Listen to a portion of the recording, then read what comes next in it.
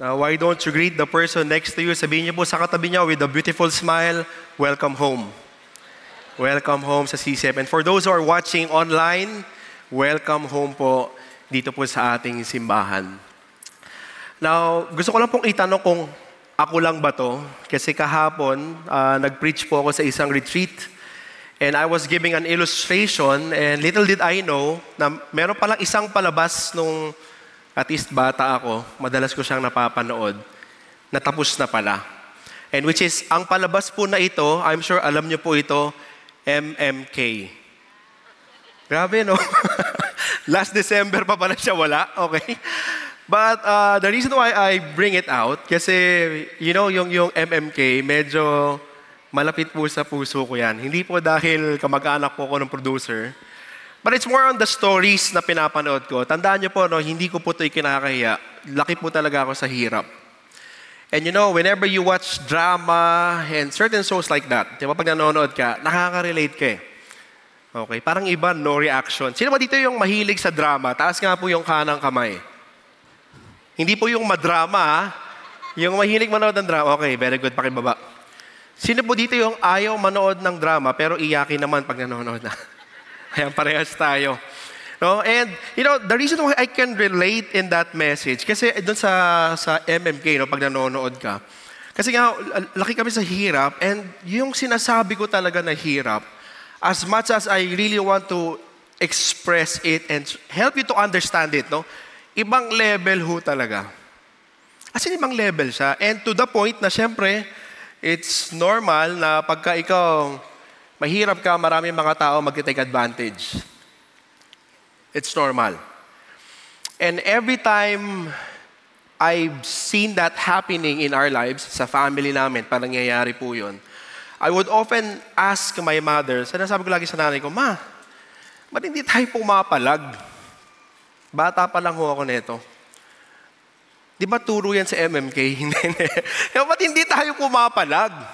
Ba't hinahayaan lang natin yung ibang taong abusuhin tayo? Ganon. Ngayon, madrama buhay ko kasi mahilig ako sa drama eh.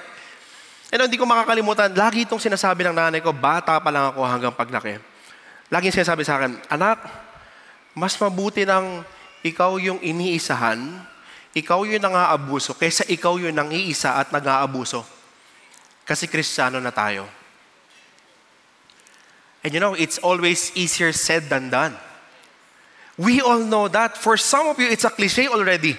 Alam natin yon na tayo ay tinawag ng Panginoon para maglingkod, para magbigay, para umibig, para umintindi.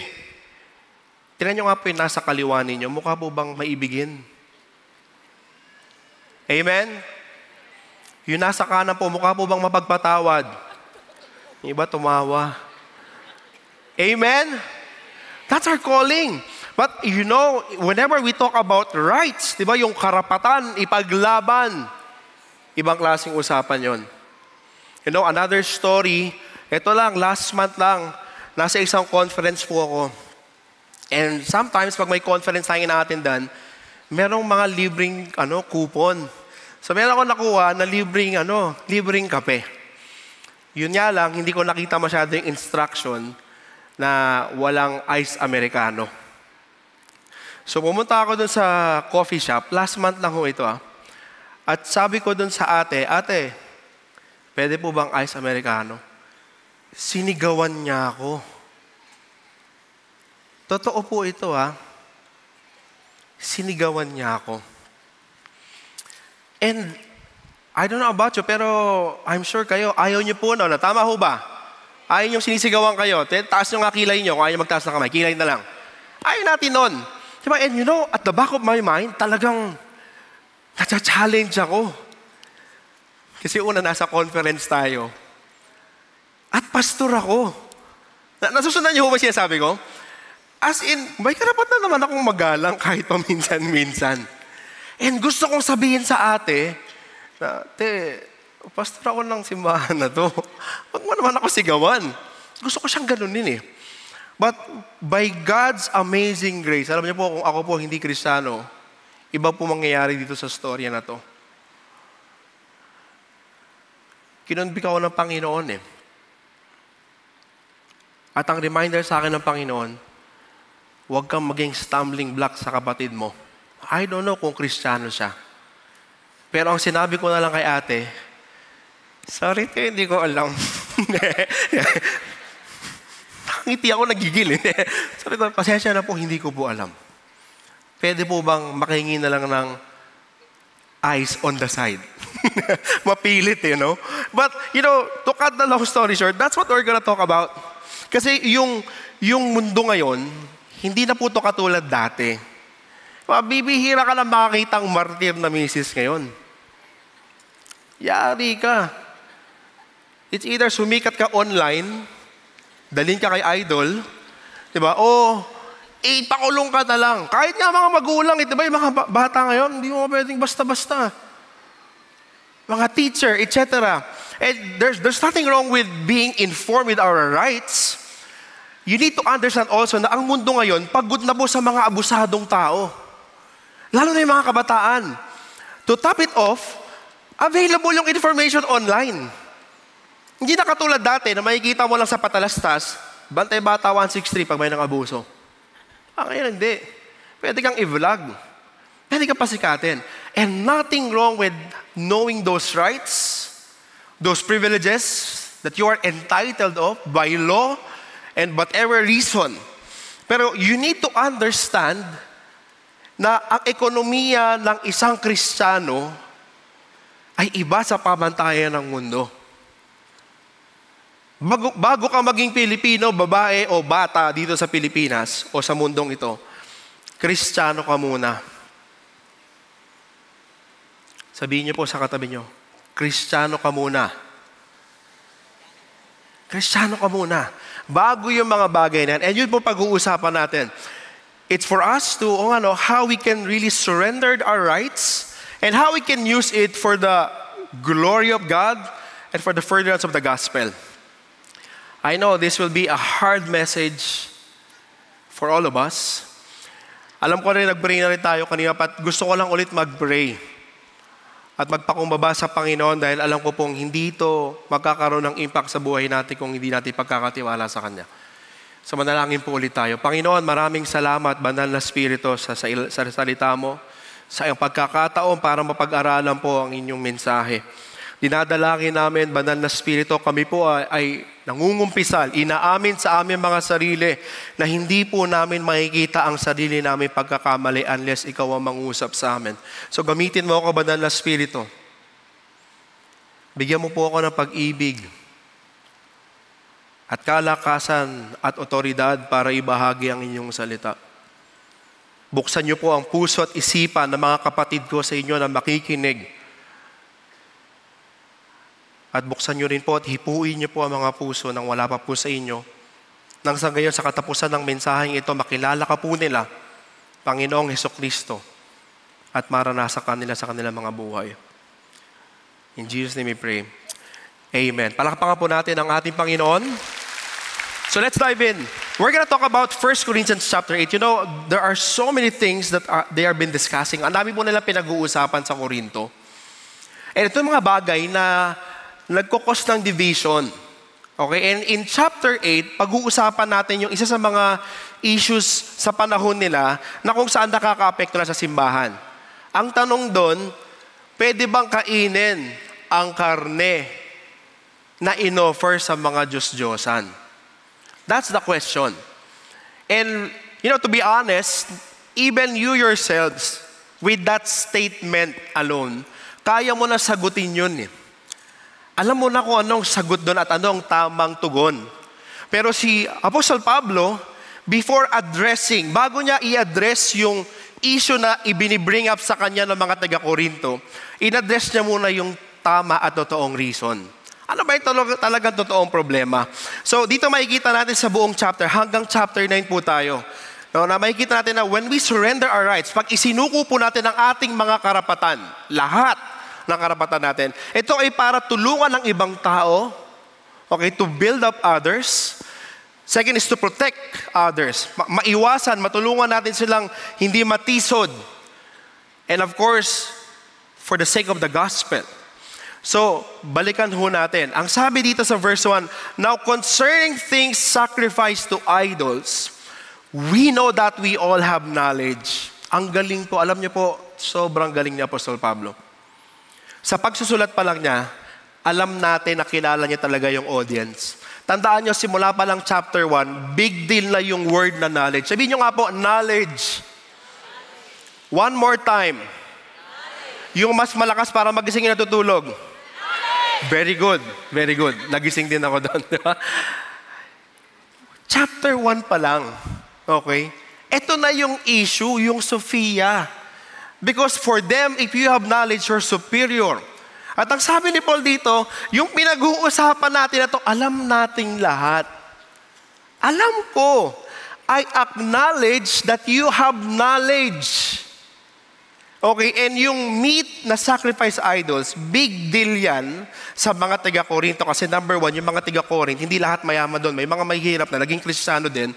At nakakakain lang sila ng meat pag may piyesta. Kasi ang karne, sa history, no, yung historical background ng passage na to, once na inalay ito sa simbahan ng Diyos-Diyosan, sa templo, nahahati po sa 3 yung karne. Sa priest, sa mga deboto, at sa palengke. Nasusundan niyo ho ba? And that has been the issue. Kasi yung iba, okay lang. Yung iba, hindi. So anong gagawin namin, Apostol Pablo? Kakainin ba namin to o hindi? Look at what he said. After acknowledging their knowledge, yung karunungan na meron sila, ang sabi dito ni Apostol Pablo, sharp turn. This knowledge, etong knowledge na kiniklaim mo, pops up. But love builds up. In the original language, ang ibig sabihin lang yan sa Tagalog, lumolobo. At lahat po ng bagay na lumolobo, ang laman po nun hangin. Nasusundan niyo ho ba? Especially now in our time wherein we are living in the information age. Hindi lang mga seminarista o nag-aral sa seminaryo ang makakaalam ng mga Biblia and all those theological terms and systematic theologies that you can subscribe to. Kahit ang anak kong si Julia na 6 years old, kung gusto niya pag-aralan niyo, mababasa niyo yun ngayon. But then, Paul was giving this strong statement. Knowledge, pag hindi mo pinag-ingatan at hindi mo ginamit ng tama, yayabang ka. And I don't know about you, but maraming ganon. Minsan nga akala mo talaga sobrang daming alam.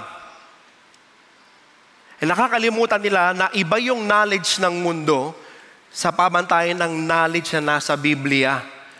At ang sinasabi dito ni Apostol Pablo, kung ikaw papapiliin knowledge o love, obviously, pag-ibig ang kasagutan, kabayan. Nasusundan niyo ho ba?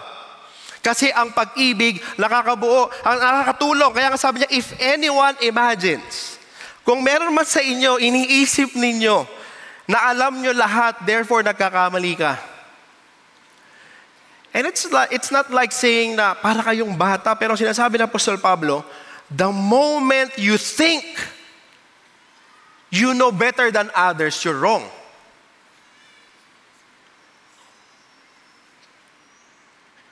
And it's possible to know everything that is true and yet you are still wrong.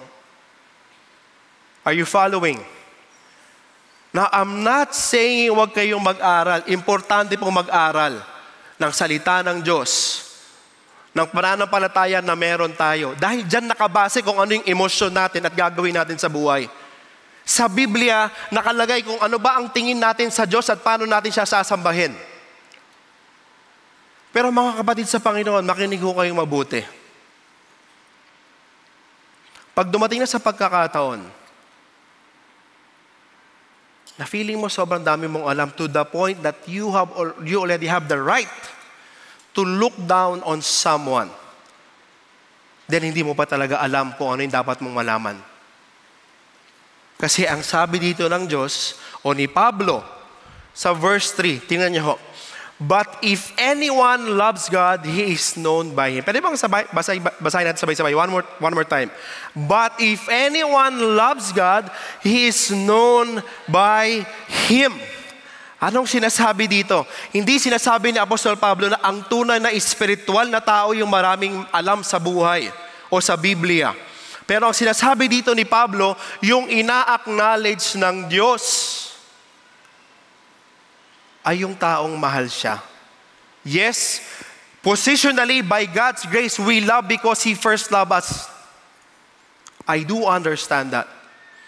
But ano ba talaga ang tunay na pamantayan ng pag-ibig ng isang tao sa Diyos? And you know, I'm so passionate about this because there are a lot of people, especially online, they are professing, telling that they are really love God, and yet their actions do not match what they are saying. And I'm passionate because if you are this person, you are missing a lot. You are missing a lot. Sayang. Hindi po malungkot at frustrating ang buhay ng isang Kristiyano. Dahil pag Kristiyano ka na, wala ka nang dapat patunayan. Kumpleto ang pagmamahal sa iyo ng Diyos. At dapat nag-uumapaw yon. Kaya nga dito, ang sinasabi ni Apostol Pablo, kung hukayin mo maigi, ang tunay na sukatan ng pag-ibig mo sa Diyos, hindi lang yung emotions. Hindi lang yung alam mo sa Biblia. O kung paano ka tumayo sa katotohanan. Pero kung paano mo mahalin yung mga tao sa paligid mo. And don't miss that out. Now, listen to me very carefully, church. I don't want you to misquote in this one. Ang pinag-uusapan dito, yung mga gray areas. Of course, if it is sin, you correct. Ang rule namin sa small group na pinapalid sa akin ng Panginoon, isa lang. May pakialamanan tayo sa buhay natin dito. Hindi ka pa pwedeng sumama sa grupo na to na hindi ka pwedeng magpa-correct. And same as with you to me. Sabay tayong lumalago at hindi pa pwedeng walang pakialamanan, especially pagkakasalanan na. But again, even in the Bible, it's very clear. Kahit kasalanan ang pinag-uusapan, may tamang proseso at may tamang pamamaraan. Are you following? Kaya nga maraming natitisod sa labas. Kasi hindi nila mapagtagpo. Kristiyano ka pero matapobre ka. Kristiyano ka pero ang sungit mo. Kristiyano ka pero ang hilig mo sumingit. Kristiyano ka pero tumatayo ka sa parking, wala pa yung sasakyan. Ewan ko kung may gumagawa nun na Kristiyana. Nasabi ko lang bigla. Kung tinamaan ka, praise the Lord. At may banal na spirito ka.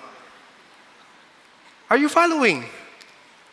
And that's true. Ako nakarinig ako ng ganun na feedback sa isa sa mga ka-church natin. Sabi niya, alam mo, ganda ng simbahan ninyo eh. Kaso kilala mo ba to? Sabi ko, hindi ko kilala lahat ng church member natin eh. Ganun ba? Kasi ito very vocal. Ang galing mag-send ng verses online. Pero hindi makatao. Nandiyan pa ho ba kayo? Hello? Hello? Now, I'm not saying huwag kang mag-aral. Uulitin ko ho. Pero sinasabi ng apostol dito sa pinag-uusapan natin, hindi issue yung kakainin mo ba o hindi, bibili ka ba o hindi. Ang issue dito, saan ka nang gagaling? Bakit? Ba't may oras ka sa ganyan? Pinapatulang mo yung maliliit na bagay. Bakit parang as if wala kang pakialam sa mga kapatid mo sa pananampalataya?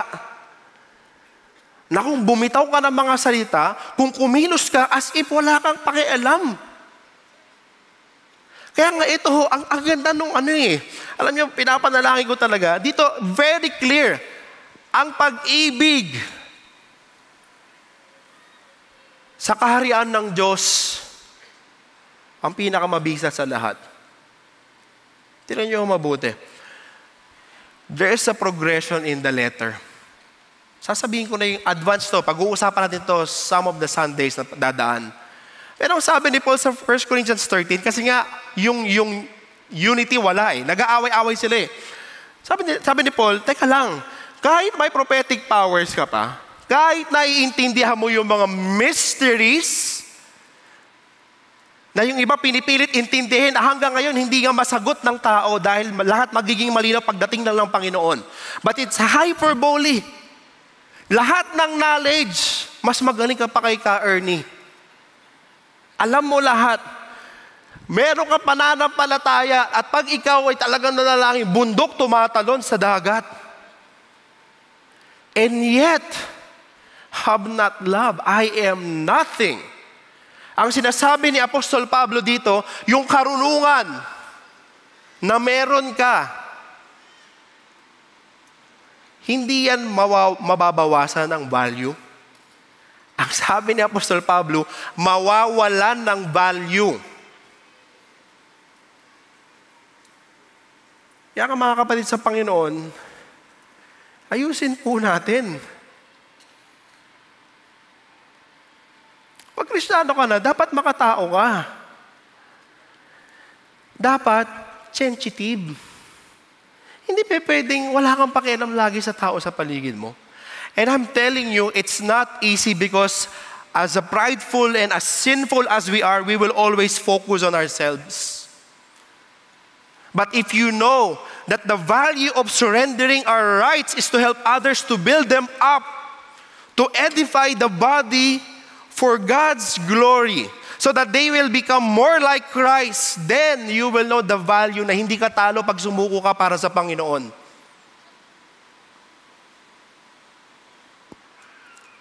Kamusta po tayo sa aspeto na yon? At hindi lang po ito pang labas. Especially sa loob ng bahay. Alam niyo po, ito po ang isa sa mga palagi kong pinapanalangin sa Panginoon. Natutulungan niya akong palagi na may apply lahat ng tinuturo ko. Especially sa loob ng bahay. Dahil ayoko po na yung asawa ko at mga anak ko, sasabihin, si Papa o si Daddy puro knowledge lang. Pero wala siyang pakialam sa ibang tao. And again, to balance it out, hindi sinasabi ng Biblia na wala ng importansya ang knowledge. Don't go on that extreme. Kasi if you will do that, mawawala ka sa linya ng Diyos sa buhay mo. Importante, bakit ko po nasabi? Verses 4 hanggang 6. Sabi dito, therefore concerning the eating of food sacrificed to idols, we know that an idol is nothing at all in the world. Alam natin, wala naman talagang idol. At isa lang ang Diyos. For even if there are so-called gods, whether in heaven and earth, as indeed there are many gods and many lords, yet for us there is only one God, the Father, from whom are all things, and we exist for Him. And one Lord, Jesus Christ, by whom are all things, and we exist through Him. Now, hindi isinantabi ni Apostol Pablo. Sasagutin niya. Pero again, he was just setting the mood. Before I give the answer, ang sinasabi ni Apostol Pablo, alam natin itong lahat. Alam natin kung ano yung totoo. Pero make sure maging loving ka. And you can always justify yourself. Mahal ko to, kaya gito ginagawa ko. Mahal ko to, kaya gito yung pamamaraan. Alam nyo, pag tunay na pag ginamit sa pagmamahal, ginawa sa pagmamahal ang isang bagay, ramdam ng kabila yun eh. Nasusundan niyo ho ba? Kasi pag sinabi pagmamahal, hindi mo ginagawa para sa sarili mo. Ginagawa mo para sa ibang tao. Pag sinabi pagmamahal, ginagawa mo hindi dahil gusto mong i-mock yung ibang tao, pero ginagawa mo kasi gusto mo silang matulungan. Kaya nga again, believers, mga kapatid ko sa Panginoon, magbasa kayo ng Bible. Mag-aral. Magbigay ng oras para dito. Huwag niyong hayaan na mag-feed sa isipan ninyo yung mga napapanood niyo sa online. O yung nababasa ninyo. Whether preacher pa sila o sikat na pastor. Dapat meron kang sariling pag-aaral. At doon dapat nakaangkla. Kasi pag hindi, maling interpretation. Like for example, ito, mahilig natin itong gawin at gamitin. Alam ko po yung context nito. Si Peter, ini-encourage niya yung mga Kristiyanong persecuted, suffering for the sake of the Lord. That despite of what's happening in their lives, maging mabuti pa ring tao. Tandaan niyo ho, kung pag-uusapan natin ang konteksto, mas mabigat po ito. Kasi sa Korinto, nag-uusap lang sila, kakainin ba ito o hindi? Depende, kung medium rare, ganun ba yun? Kakainin ba ito? Kung kari-kari siguro, pero kung kaldereta, hindi eh. Dito, mas matindi. And I believe principle is still the same. Persecuted ka ng mga kaaway mo, nagtatago ka na sa mga kuweba, inuusig ka, wala ka ng trabaho. And yet, ang sabi ni Apostle Pablo, ni Peter, sorry, but in your hearts, honor Christ the Lord as holy. Usually kasi, pag ginagamit ito ng ibang mga tao na sinasabi nilang marami silang alam sa Bible, dito lang sila nakafocus. Prepared to make a defense to anyone. Forgetting that the main verb in the grammar in Greek is to honor Christ. Aorist imperative, your top priority. Sa lahat ng gagawin mo. Kaya nga dapat mag-ingat tayo whenever we use our rights or the knowledge that we have. Because if we will use it for our own self-good and righteousness, you will not be honoring for the Lord. At the same time, huwag po tayo maghahamon. Kasi ang sabi dito, you will make a defense to anyone, yes, but there's a condition, who ask you. Kaya pagka Kristyano ka, mahilig ka sa debate, i-check mo yung motibo mo. Kasi ang talagang ibig sabihin ng apologetics is honoring kay Lord. Kung asaran na kayo online, mocking one another, tatawa-tawa, una isipin nyo muna, hindi lang kayong dalawa o kung sino man yung kadebate mo online na nakakakita. May mga baguhang Kristiyano nakakakita at pwede ka makatisod. Pangalawa, kung hindi Kristiyano yung kausap mo, dinedebate mo, at pinapatunayan mong tama ka, which is, sa dulo, you can really prove it that you are right. And yet, you're still wrong. Why? Kasi po, ang sabi dito, whenever we try to perform this is the manner. And this is also the manner. But yet, there's a word yet. Everybody say the word yet.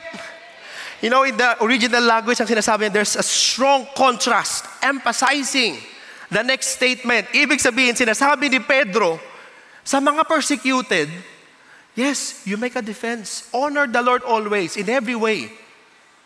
And make sure you do it with gentleness and respect. Having good conscience.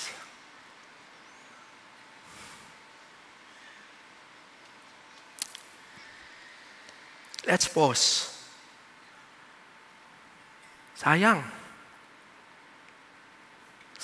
kung pinilit mo yung nalalaman mo o yung gusto mong patunayan ng walang pag-ibig at hindi mo naiintindihan yung bottom line na honoring the Lord. Imbis na marami ka sana mahikayat, lalo pang maraming mai-stumble. Kaya nga sabi po ni Apostle Pablo, however, not all people have this knowledge. Pwede mong gawin. Pwede kang kumain sa piyesta. Yun ang sinasabi. Pwede mong kainin. Ang problema, hindi lahat meron nito. And some being accustomed to the idols until now. Sinasabi niya dito, may mga tandaan nyo mga tiga-Korinto, may mga bagong Kristiyano na bit-bit pa rin nila yung mga katuruan at nakasanayan dati. Ano po yun? Historical context ulit. Kasi sa pagan religion, pagka in-offer yung, for example, in-offer yung hayop no, sa templo, ang iniisip nila yung spirito ng Diyos-Diyos at pumapasok dun sa karne. Ngayon, pag kinain nila yon, yun yung turo eh. Papasok sa'yo yun. Kaya nga si Bacchus, di ba, yung god of wine, if you want to worship him sa Ephesus, inom ka ng alak. Wine. Parang spirito ni Bacchus. Hindi lang yung paglalasing eh. There's a cultic side of it. Kaya sabi ni Paul, don't get drunk with wine. It's a spiritual worship. Kasi yun yung understanding nila. Pag pumasok yan sa'yo, okay, may spirito ka ni Bacchus. So kaya may mga Kristiyano, ganun pa rin eh. And because of that, pag kumain ka, di ba, sa harap, ay, pwede pala yun. Ay, oh no, si kuya, o si ate, si pastor, kumain ng pagkain na yun. Eh, di ba, naususundan niyo ba? And because of that, nagkaroon ng division ngayon. May grupo na sinasabi na superior sila, at may grupo na sinasabi nilang, teka lang, kung ano lang ang nasa Bible, yun lang. And dito may strong and weak, pero para sa akin pareha sila weak.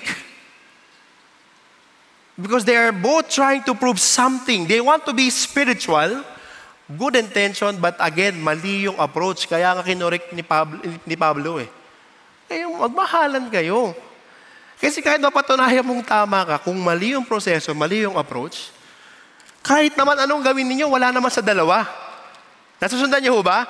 Basahin po natin sabay-sabay. 1, 2, 3, go. Now, food will not bring us close to God. We are neither the worse if we do not eat, nor the better if we do eat. Sabi ni Apostol Pablo, pwede niyong gawin parehas. Pwede kang huwag kumain. Of course, kung mabango, kain ka. Lechon, di ba? Lechon sa Cebu, kain ka. O whatever it is. Kasi sabi ni Apostol Pablo, hindi yun. Pag-ibig. Kaya nga, step back tayo. Let's make it a bigger context, church. Ano ba tong karne na to sa buhay ninyo? Is it being the machino ng pamilya? Ako, tatay, ako magde-decide. Papa, saan tayo kakain? Tanong niyo mama niyo. Ako to, tatay, leader. Hindi pwede mag-suggest lahat. Pag sinabi kong kaliwa, lahat kaliwa. Okay, you have the right. Ay, paglaban mo ang karapatan mo. Wala nang martir ngayon. Kaya asawa mo? Sabi nga sa 1 Peter, kung kahit hindi Christian, mag-submit ka. Para sa dulo, baka sakali, maligtas. Nasusundan niyo ho ba? Kaya nga, ang tanong dito ngayon, sige, God is calling us to surrender our rights, but what is that meat? Ano itong karne sa buhay ninyo? Napilit mong pinaglalaban at kakalaban mo, imbis na makabuo ka, makatulong sa pag-build up, edify ng mga believers, lalo pang marami na i-stumble. Ikaw lang at ang Diyos ang nakakaalam. Pero tandaan niyo po, sa experience ko at even sa Bible, every time you surrender and submit to God, kakampi mo ang Diyos. God opposes the proud, but He gives grace to the humble. Pili ka kung sino gusto mong kalaban. Yung kabilang party na pinapangaralan mo, tinuturuan mo, o ang Diyos. Again, we're not talking about sin. Pagkasalanan, it's very clear, you correct, you rebuke. But there's always a better way, and you should always do it out of love, not out of mockery or looking down on other people. It's always with patience. Why? Because if we surrender our rights, it doesn't just build up others, it also protect others. Ang sabi dito, but take care. Everybody, one more time. But take care. Isa pa po. But take care. Hanggang doon lang. That this freedom of yours does not somehow being a stumbling block to the weak. For if someone sees you, the one who has knowledge, dining in an idol's temple, in his conscience, if he's weak, will he be strengthened to eat things sacrificed to the idols? Pwede bang ganun mangyari? May encourage kaya siya o may stumble? For through your knowledge, the one who is weak is ruined, the brother or sister for whose sake Christ died. And so by sinning against the brothers and sisters and wounding their conscience when it is weak, you sin against Christ. Now listen, it's not about correcting, but it's the manner. At kung magkakasala ka sa pamamagitan ng pag-correct mo, kahit tama ka, nagkasala ka. Kanino? Sa kapatid mo kung saan si Kristo ay namatay. And that's a serious sin. Kaya nga ang conclusion, therefore, kung tatanungin niyo ako, kung magkakasala ang kapatid ko sa pag-iisip niya, sa gagawin ko, hindi ako kakain ulit ng karne. Bakit? Kasi ayoko makatisod. Ayoko may magkasala. Ayoko may mag-isip ng masama. Alam niyo, mahirap pong gawin yan. Mahirap talaga. 2 months ago, galing po ako sa South Luzon for a ministry. And of course, every time after ministry, nakakapagod po talaga. I mean, physically, but of course, spiritually, praise the Lord, no? Masaya ako doon. So, C5, pamilya kayo sa C5, no? Lanuza intersection. Malapit na ako kasi tiga-Pasig lang po ako eh.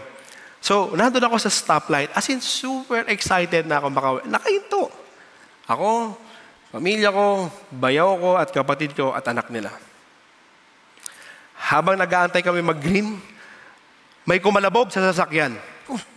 Ano nangyari? Okay lang ba kayo? Kasi tulog lahat ng mga pasahero eh. Akala ko lang naumpog. Pagkakita ko sa side mirror ko, meron palang bumanggang nakamotor. Habang ano po, hindi po ko nang gigit-git ha, habang nakahinto. Ano po usually gagawin nyo kung kayo po ay driver? Walang iba kundi i-check yun. So ang ginawa ko, Lord, sobrang pagod po ako physical, tulungan niyo po ako. Pinindot ko yung hazard. Labas ako ng pintuan. Pagkalabas ko ng pintuan, papunta ako dun sa harapan, kabila. Peripheral vision ko, mayroon nakamotor dito nakangiti. Nung nasa harapan na ako nung sasakyan ko, sumigaw, Pastor! Okay lang po yung sasakyan ninyo. Sabi ko, Lord, answered prayer to. Sabi ko, hindi. I-check ko lang kung okay yung nakamotor. Oo, naging mabait bigla, di ba? Check. Tapos, ang tinitignan ko, yung sasakyan ko. Di ba? Ay, Pastor, wala pong bangga. Sabi nung nakamotor. Yung side mirror lang po, wala pong gas-gas. Ay, hindi. Titignan ko lang yung nakamotor. Manong, okay lang po. Biglang naging mabait. Ingat po kayo ha, marami pong mabuhangin. Madulas.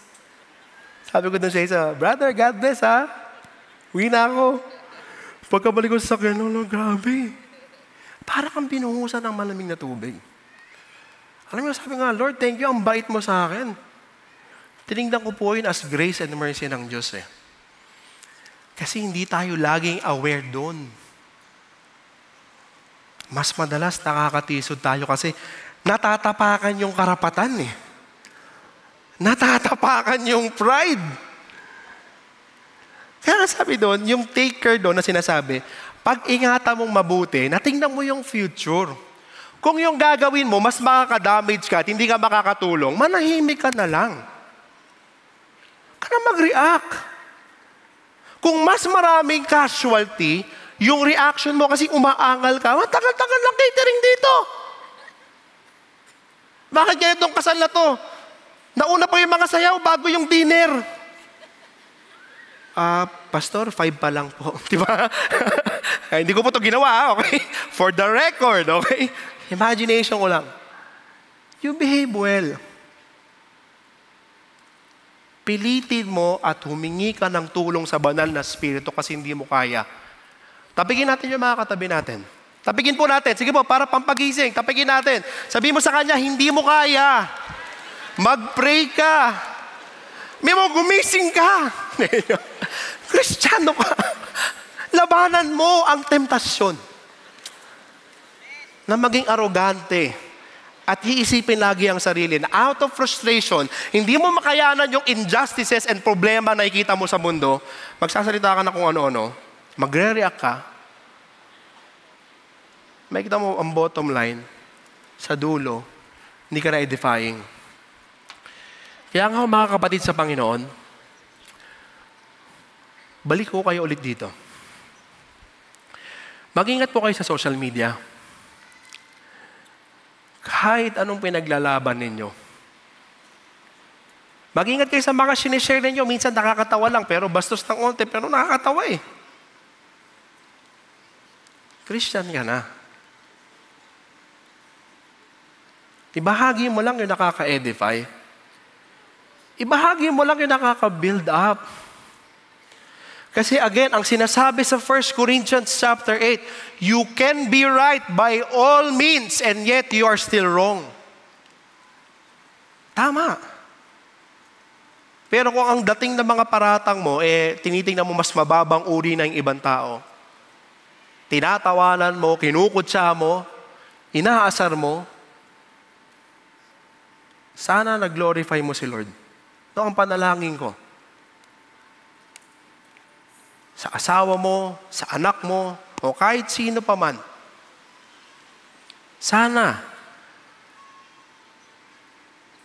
napag-ingatan mo yung mga kapatid mo na kung saan si Kristo namatay para sa kanila. Tingnan niyo po yung mga katabi ninyo. Tingnan niyo po yung mga katabi ninyo. Mahalaga po yan sa mata ng Diyos. Totoo ho. Kaya mag-ingat ko kayong, tayo pong lahat mag-ingat mabuti. Anong sasabihin, anong gagawin, na wag po tayo makatisod.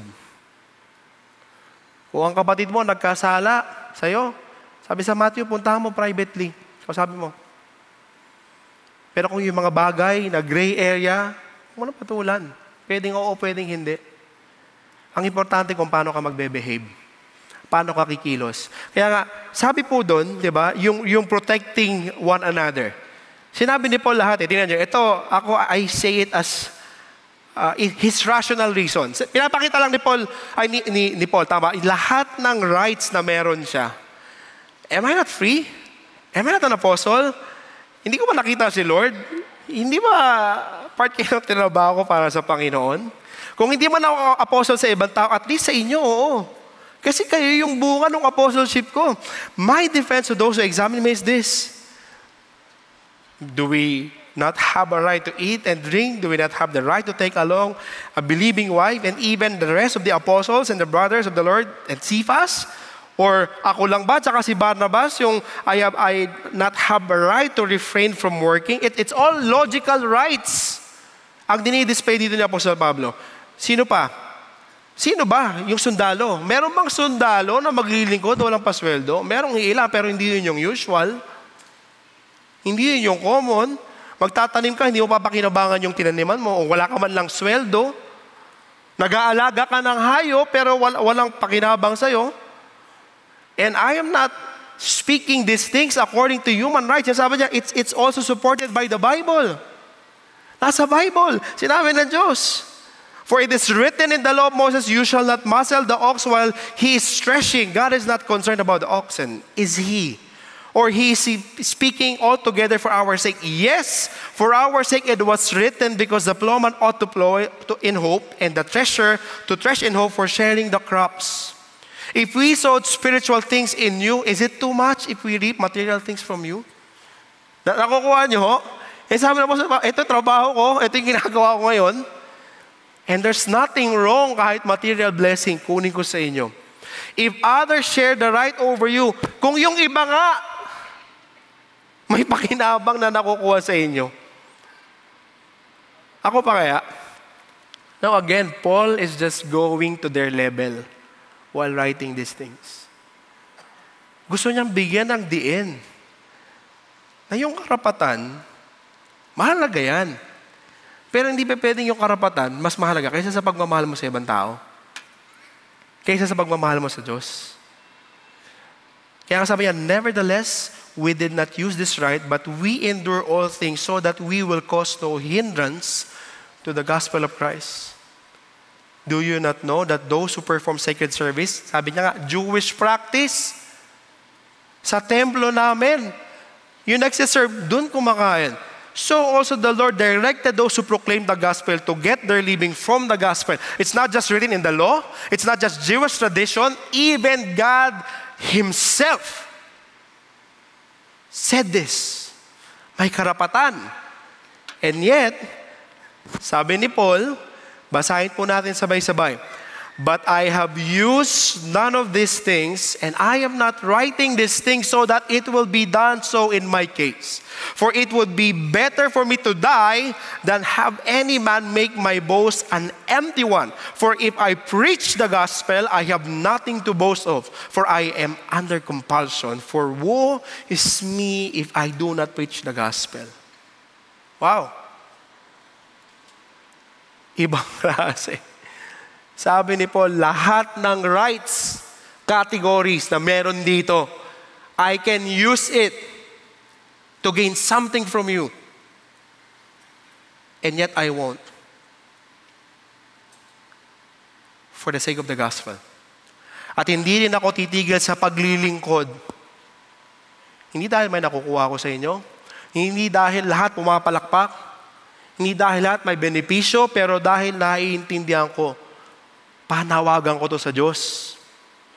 At kawawa naman ako kung mananahimik ako dahil lang sa mga rights na to.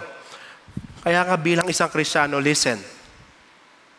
Huwag kang maglilingkod dahil may makukuha ka. Again, huwag po tayo maglilingkod dahil may makukuha tayo.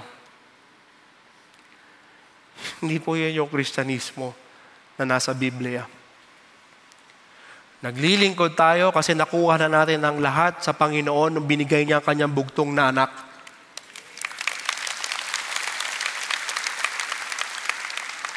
Huwag kang magiging mabuting asawa kasi gusto mo rin maging mabait siya. Gusto mo siyang tumahimik. O gusto mo siyang mag-lead. Magpapasensya ka at magmamahal ka at willing ka laging ilatag lahat ng karapatan mo. Hindi para sa sarili mo eh. Pero sobrang puno ka na ng Panginoon. Huwag mo na patulan yung mga batang Kristiyano o yung mga Kristiyanong hindi makaabot sa kagalingan at karunungan mo. Para lang masabing tama ka. Nakikita ka ng Diyos at masaya siya sa'yo. Hindi mo na kailangan hanapin pa yung kasayahan mo sa ibang tao at appreciation ng ibang tao. Hindi mo mapipilis lahat. Focus ka kay Lord. Sa pinapagawa niya. Lalo na itong bagay na ito. Alam niyo po, sa history ng Kristyanismo, yung tunay na malalim at maraming alam sa Bible, yun yung walang ibang ginawa kundi iproklama ang pag-ibig ng Diyos sa sanlibutan. Nasa mission field. Hindi lang po nagkukulong sa kwarto at nagbabasa at nagtuturo. Mabuting kapitbahay, mabuting tao. Kayang kontrolin yung bibig. Halos wala kang maipuntong pagkakamali. Hindi naman perpekto. Pero yun po yung sinasabi dito ni Apostol Pablo eh. Kaya nga maganda mga kapatid, tignan natin, ano ba tong karunungan na to na meron tayo?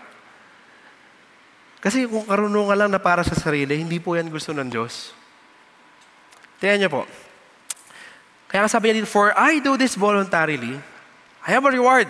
But if against my will, I have stewardship entrusted to me. Kung gagawin ko to voluntarily, may reward ako. And ano yung reward ko na yun? What is then my reward? That when I preach the gospel, I may offer the gospel without charge. So as not to make full use of my right in the gospel. Ang galing, no? From answering the question about eating the offering sa temple, hindi, rights, going on to defending his apostleship. Sabi niya doon, pwede niyo akong imak, pwede niyo akong kutsain, pwede niyo akong i-criticize, it's welcome. Pwede niyo akong gawin ganon. But I have resolved, nag-resolve na ako sa buhay ko eh, na ang buhay ko para sa Ebanghelyo.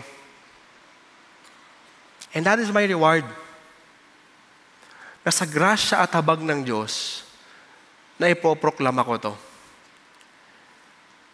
Kaya nga sa mga kapatid ko ang matatalino, alam niyo ho, just to encourage you, keep on doing that. And let me tell you this, mas kailangan kayo ng mundo ngayon. Kasi ngayon, Naghahanap na ng reason ba't mananampalataya sa Panginoon. And use that gift, that knowledge, para makabuild up ng simbahan and at the same time, para maproklama yung Ebanghelyo. Yung kung talagang magagaling tayong lahat, dapat naiintindihan mo, panawagan ng lahat na Kristiyano yan. And hindi na sa bibig, pati sa action. And you will always do it, not because you are welcomed, not because they are giving it back yung pag-ibig, pero hindi, kasi puno ka ng pagmamahal ng Diyos. Kaya nga, hinto po tayo ulit, tayong lahat dito, hinto tayo. Kamusta ba yung time natin with the Lord? I mean, are you spending time with God just to gain knowledge? Or are you spending time with the Lord just to gain more of Christ in your life? Kasi pag ganun yung flow mo, automatic pag-ibig lalabas sa buhay mo. Sa kahit saan na platform na meron ka, whether sa bahay nyo lang, o sikat ka na vlogger, o artista ka, o influencer ka, o pastor ka, o teacher ka, o whoever you are, sino ka man, this is your reward. Kaya nga, I praise the Lord po, tayo, talagang, it's only by God's grace na in CCF, we have so many volunteers na hindi po talaga binabayaran. Marami po tayo gano'n because we believe in that volunteerism. We know that sharing the gospel, making disciples is a privilege. Biyaya po ng Diyos yan. Even the group leaders, sino po mga small group leaders dito? Pwede mong itaas yung kanang kamay. Small group leaders. Pakitaas yung kanang kamay. Sige po. Very good. Pakibabaho. Diba kayo? Nag-Bible study na kayo, nagpakain pa kayo. Hindi pa pumunta yung iba. Paulit-ulit. Wala ka naman natatanggap. Pero bakit mo ginagawa yan? Dahil sinabi ng church, hindi. I personally believe, ba't mo ginagawa yan? Sobrang nag-uumapaw ang pagmamahal ng Diyos sa buhay mo at wala ka ng ibang maisip kundi ipasa ito sa iba. Kaya dapat connected ka palagi. Hindi mo kaya maging mabuting Kristiyano unless hinahayaan mo banal na spirito kumilo sa buhay mo. Kung sariling karunungan lang, kawawa ka, sayang. Kasi kung karunungan, alam mo lahat ng tama sa'yo, alam mo lahat ng karapatan mo, alam mo yung pwede at hindi. At ginagawa mo dahil gusto mo lang, pero hindi dahil mahal mo yung mga tao sa paligid mo. And let me just call one of our sharers para makita natin paano ba natin ginagamit itong buhay nito para sa pagbabahagi pa ng mabuting balita. Palakpakan po natin si Lord sa buhay ni Andrea.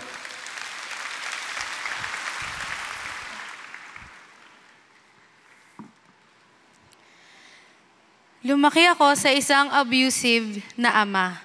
Minsan, sinasaktan niya ako tuwing gabi kapag siya ay lasing at sinisigawan tuwing umaga. When I was in first grade, nagkaroon ng malaking pagtatalo ang aking mga magulang na nagdulot sa amin na iwan si Papa. Ito na ang pinakamalungkot na nangyari sa aking kabataan.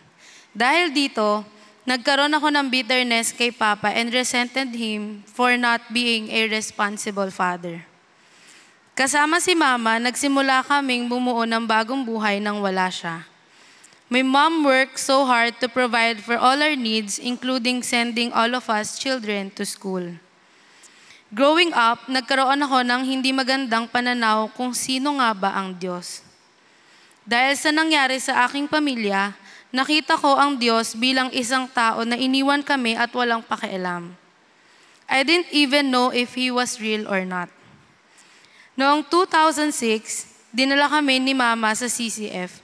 She encouraged us to join in the youth ministry called J-Zone na ngayon ay kilala ng Elevate. Nag-attend ako ng kauna-unahan kong True Life Retreat noong 2010 at doon I had an overwhelming encounter with God. Na-realize ko na ako ay makasalanang tao na kailangan na nag-uumapaw na grasya mula sa Diyos. In that retreat, God revealed Himself to me as my Heavenly Father, who loves me unconditionally, isang ama na matagal ko nang hinahangad na magkaroon. Isinuko ko ang aking buhay sa Diyos that weekend and committed my life in service for His kingdom. Hindi ito madali. I needed to let go of my bitterness, resentment towards my dad, my pride, insecurities, anger, and past hurts. Kailangan kong tanggapin na hindi ko na mababago ang nakaraan. On the last day of the retreat, pinili kong patawarin si Papa, and miraculously, lahat ng resentment at sakit ay naging pagkaawa sa Kanya. Sinimulan kong ipagdasal na magkaroon ng opportunity to be reconciled to Him upang ibahagi ang pagmamahal na ipinakita sa akin ng Diyos.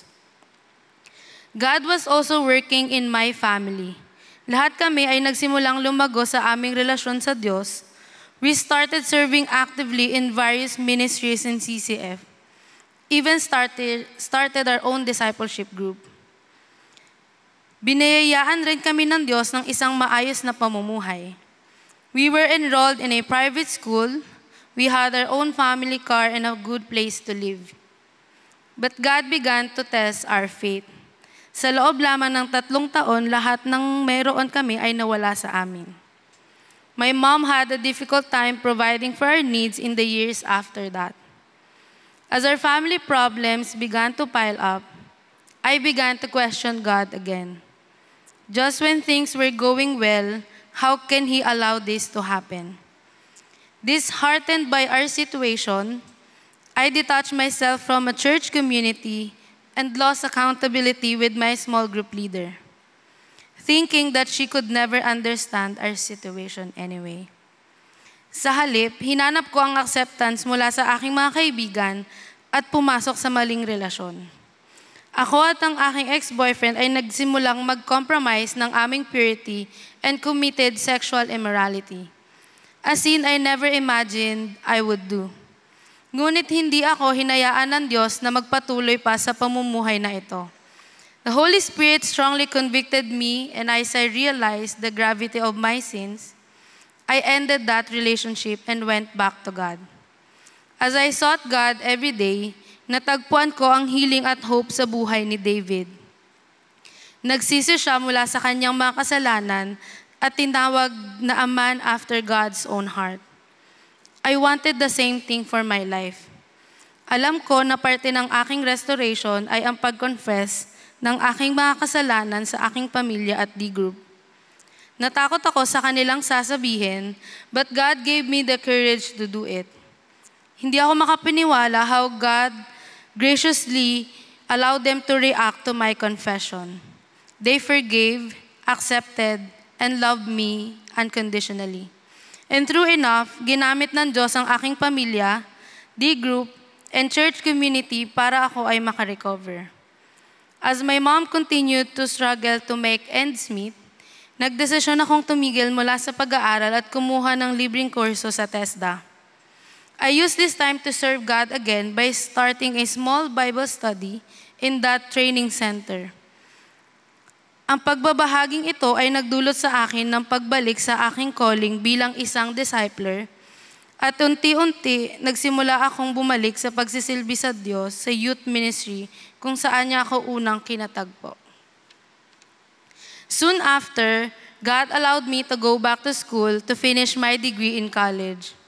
Binigyan ako ng kalakasan ng Diyos upang mag-excel academically, magtrabaho habang nag-aaral, and serve through campus ministry of Elevate TIPQC.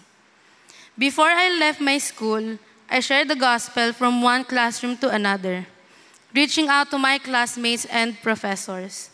Habang nagsisilbi sa Diyos, nakaramdam ako ng kasiyahan, and He impressed in my heart to apply as a campus missionary after I graduated from college. By God's grace, ngayon ay ika-3 taon ng aking pagiging campus missionary sa Elevate North EDSA. As for my dad, God opened doors for me to minister to him by visiting him from time to time, celebrating birthdays and other occasions with him. Kahit na hindi pa siya pumupunta sa church kasama kami, naniniwala ako na kung paano naging mapagpasensya at maawain ang Diyos sa akin, magiging ganun rin ako sa Kanya, loving Him unconditionally. I am Andrea Maralit, dating punong-puno ng galit at ngayon napupuno at kinokontrol ng pagmamahal ng Diyos. Sa Kanya ang papuri, pagmamahal at pagsamba. Praise God.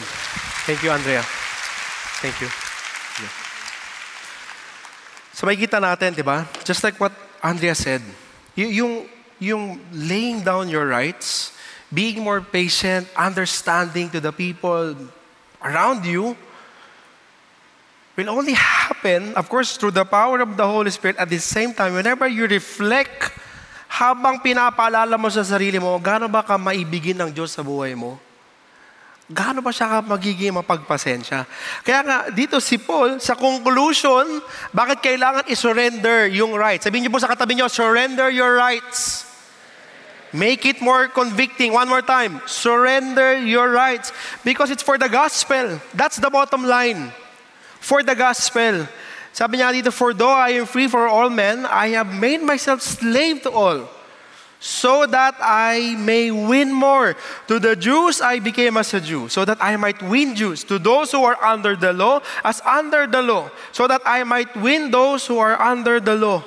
To those who are without law, as without law, though not being without the law of God, but under the law of Christ, so that I might win those who are without the law. To the weak I became weak, that I might win the weak. I have become all things to all men, so that by all means save some. Now listen, hindi sinasabi ni Apostol Pablo na pagkasalanan, itolerate mo, sang-ayunan mo. Very clear.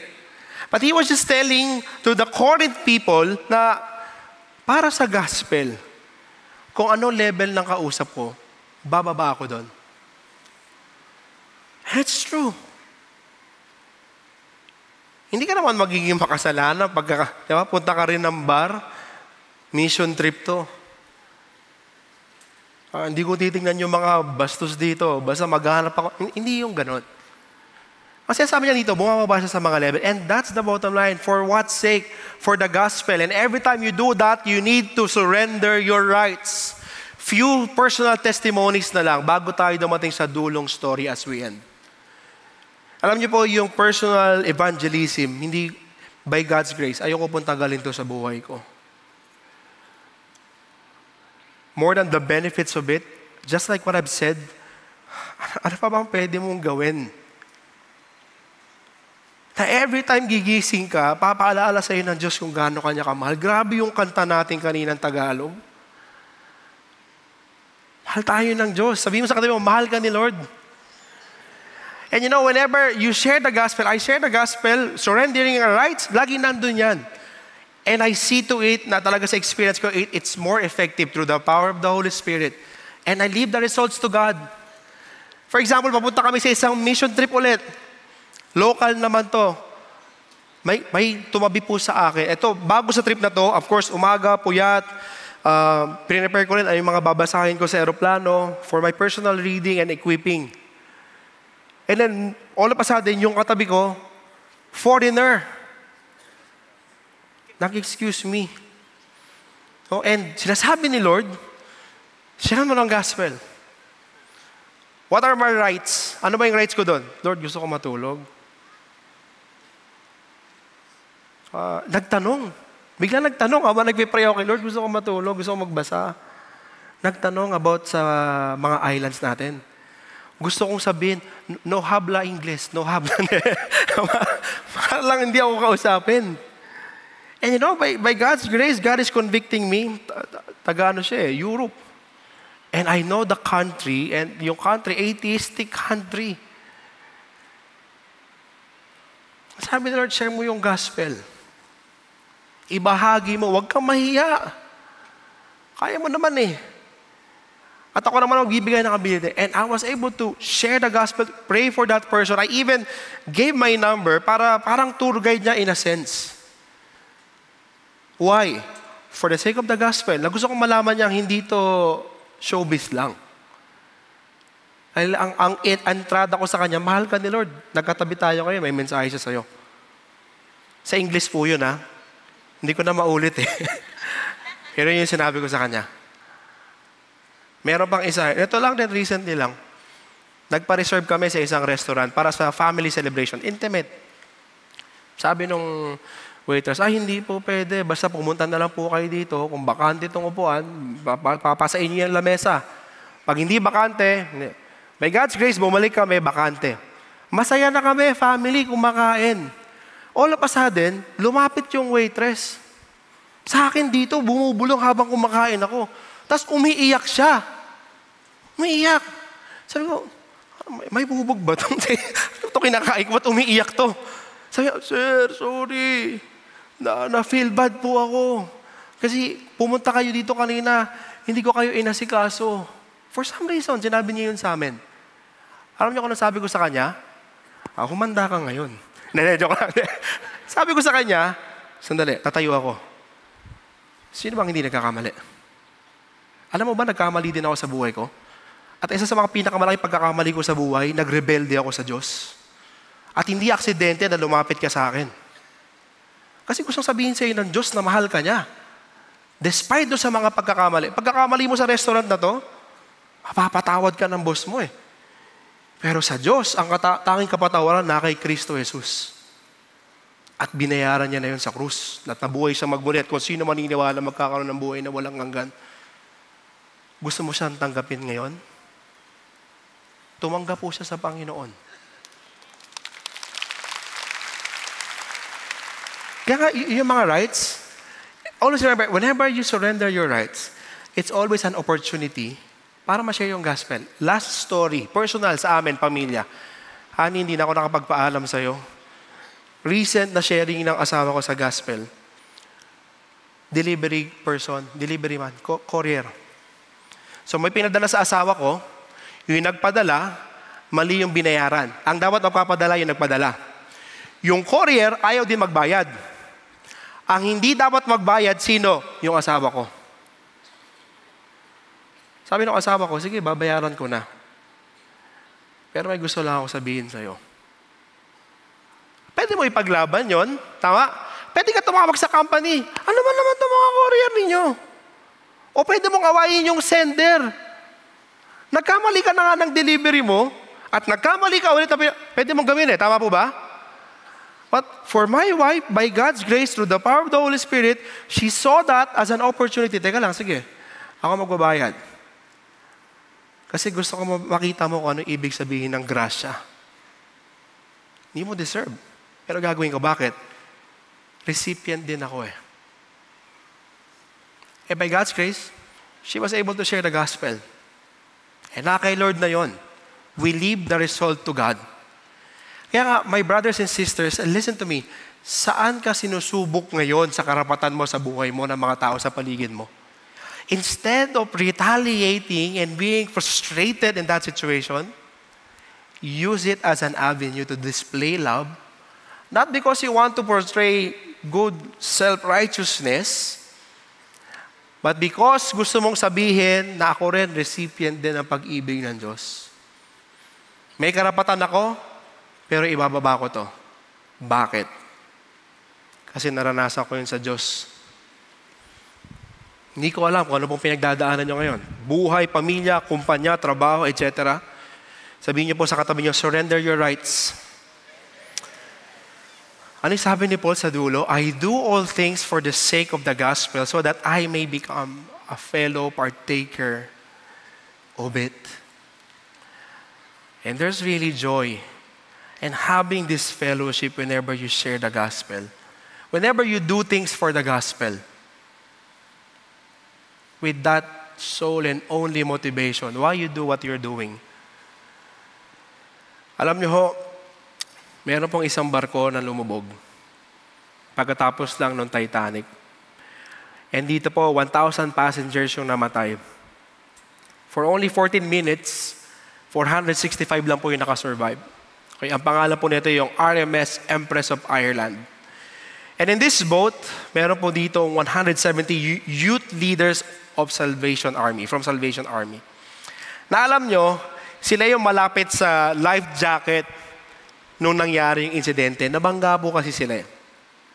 Pero nagtataka yung mga nag-imbestiga, bakit na ito yung mga manalapit sa life jacket, sila yung, hindi lahat sila nag-survive. Only to find out na ito pala, no, itong 170 youth leaders, ang ginawa pala nila, pagkasuot nila ng jacket, lumalangoy siya kasi, di ba, lumubog eh. Kinakausap nila lahat ng mga lumalangoy. At tinatanong nila, Christian ka ba o hindi? Nagsishare sila ng gospel. At pag hindi pa Christian yung kausap nila, ibinibigay nila yung life jacket.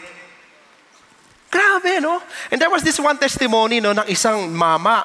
Sabi ng mama, grabe yung gabi na yon. May lumapit sa akin, 19-year-old na babae. At sumigaw, sabi niya, Christian ka ba? Sabi niya, hindi. O ito, suotin mo. Ang ginawa niya daw, kasi siyempre malaki siya eh, tsaka mama siya, tas bata yon. Binato niya ulit. Hindi ko kailangan, ikaw mas magsuot. Sabi ng babae, ako, Christian, alam ko kung saan ako pupunta. Ikaw hindi ka pa ready mamatay, kailangan mo mabuhay. And she shared the gospel to that man. After niya ma-share yung gospel, lumubog yung babae. Alam mo, sabi ng lalaki, 2 beses siyang naligtas nung gabi na yon. First, sa pagkalunod. Pangalawa, sa impyerno. And sa dulo ng investigation, may mga nabuhay din from that youth group. Pero lahat ng mga nakasurvive, wala silang life jacket. Kasi ibig sabihin, binigay nila yung buhay nila para sa iba. They have the right. And it's not wrong. Uulitin ko po, hindi mo mali kung iniligtas nila yung sarili nila. They have the freedom. Meron din silang pangarap, meron din pamilya, etc. But because they understand kung ano ba talaga yung kaligtasan na natanggap nila sa Panginoon, doon po nila binigay yung buhay. And they use it as its last option to share the gospel. But because for them, to live as Christ and to die is gain. Kaya ang sabi ng co-founder, asawa ni William Booth ng Salvation Army, a salvation that does not lead to service is no salvation at all. So for those of you who are already saved, what are you doing? Are you being a good steward of that gospel? Or you are too focused on the knowledge without application? Full of yourselves? Or you're still giving your life away kasi naiintindihan mo na, Lord, sa'yo na po ang buhay ko. And I just want to ask a special prayer request. Sa darating po na October 30, meron po tayong conference. And you know, the reason why we are praying for this Move Grounded conference for the young people, ang dami po ngayong lumulubog na spirito, na kaluluwa. Pero yung mga kabataang Kristiyano, instead na ibigay yung karapatan at ibigay ang buhay para sa kaligtasan, sa salvation, sa gospel, mas pinipiling isuot yung jacket at palubugin yung ibang taong lumulubog. Kasi yung mundo pasama ng pasama eh. Fed up na yung mga kabataan sa hypocrisy, injustices, inequality, discrimination, etc. Pero dapat yung mga kabataang Kristiyano, huwag tayong sumali doon kasi Kristiyano ka muna bago ka naging kabataan ng mundong ito. Ito po yung gagawin natin sa conference na to. Kung di po kayo makakapunta, I encourage and humbly asking for your prayers. Kasi naniniwala po kami na ang banal na spirito lang nakakapagbabago ng puso ng tao. Hindi po yung speaker, hindi po yung conference, hindi po yung programa. Ipag-pray niyo po kami. But for all of us, hindi mo kayang ibigay at itapon yung karapatan unless itapon mo muna yung karapatan mo sa paanan ni Kristo at aminin sa sarili na, oh Lord, hindi ko to kaya ng sariling kaalaman, kakayanan para makabalik sa iyo. Pero salamat dahil merong example na katulad mo na talagang mahal mo ako at binigay mo yung buhay mo sa akin. Si Lord yung unang nagbigay ng life jacket para sa ating lahat. At hindi aksidenteng nandito ka ngayon nakikinig. Kung wala ka pang relasyon sa Kanya, Sinasabi lang sa iyo ng Diyos na siya na unang ibigay yung kanyang karapatan. Hindi para ipakitang magaling siya, pero para lang malaman mong mahal ka niya at gusto ka niya makabalik sa kanya. Ang kailangan mo lang ay tanggapin yung regalo at manampalataya kay Kristo. At doon mag-uumpisa na kaya mong isuko palagi yung karapatan mo para sa Kanya at para sa ibang tao. For the last time, sabihin po natin sa mga katabi natin, surrender your rights. Why don't we pray? Father, we thank you so much for this amazing time that you have given us. May you please search our hearts. If there's bitterness, pride, anger, unforgiveness, or whatever it is that is hindering us to surrender our rights, may you please help us, Lord, to be reminded that whenever we surrender our rights to you, we are winning. And it's not a loss. I pray for those who came here for the first time. Lord, yung mga kasama namin ngayon na ngayon lang nakadalo, hipuin mo po yung puso nila. At tulungan niyo po silang manampalataya sa iyo, Jesucristo, at gawin ka nilang personal na Panginoon tagapagligtas. At maranasan yung pag-ibig, grasya at habag na pinagkaloob niyo po sa aming lahat. Tulungan niyo kami, banal na Espiritu, na maisabuhay po namin na napag-aralan namin araw-araw sa bawat oras. Pinupuri ka namin, pinapasalamatan sa pangalan ni Jesus. Amen and amen. Maraming salamat po.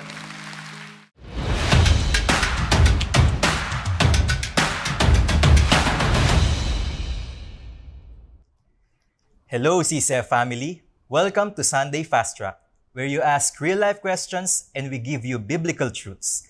Ako po si Jerel Pilarta mula sa CCF Communications at kasama po natin ang ating speaker at aking discipler na si Pastor Julius Rayala upang sagutin ang inyong mga katanungan. Question number 1. Sa ating pananampalataya sa Diyos, ano ang mas matimbang sa dalawa?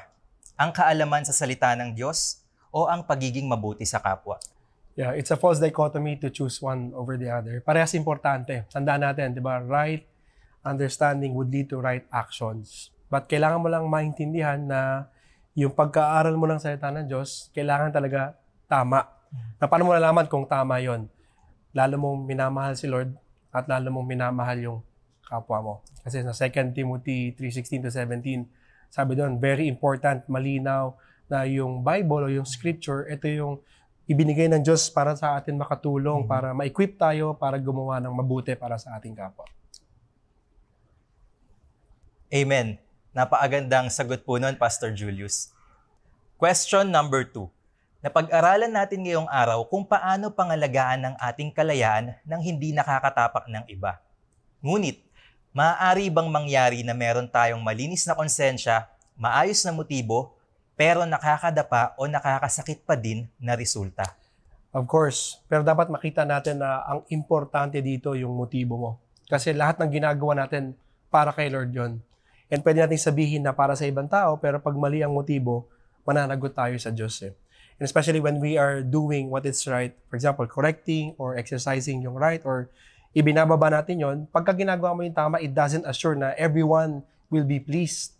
Kaya importante tama yung motibo at doon mo siguraduhin kasi ang pinaka-importante ma-please mo si Lord lang.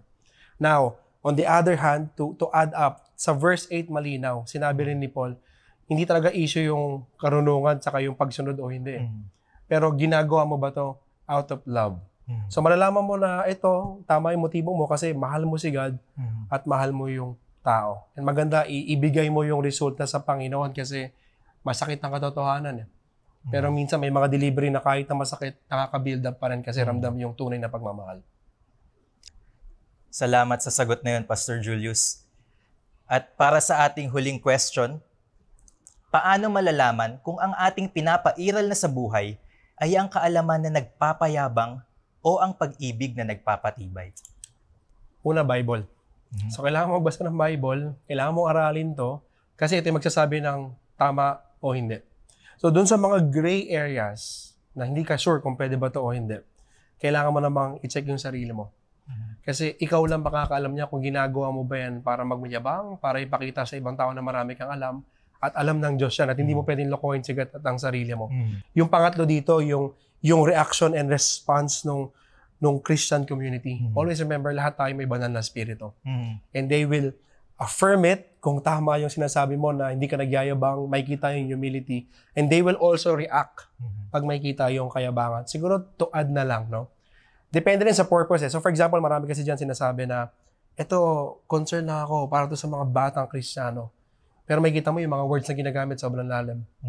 Sobrang matatandang English na and hindi na maintindihan.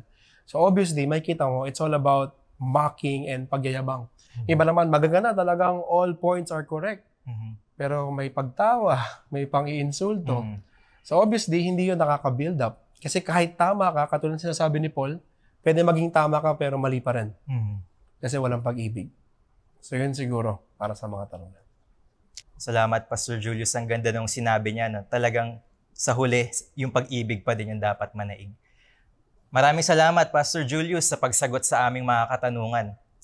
At bago po tayo magtapos, iniimbitahan po namin ng mga pamilya na nais lumago sa kanilang relasyon sa isa't isa, na sumali sa Across Motivate Family Camp na mangyayari ngayong October 6 to 8 sa MMRC Batangas. Para sumali, puntahan lang ninyo ang CSEF Across Ministries Facebook o i-scan ang QR code na makikita nyo sa inyong screen. Kita-kits po. And that's it for our CSEF Sunday Fast Track. God bless.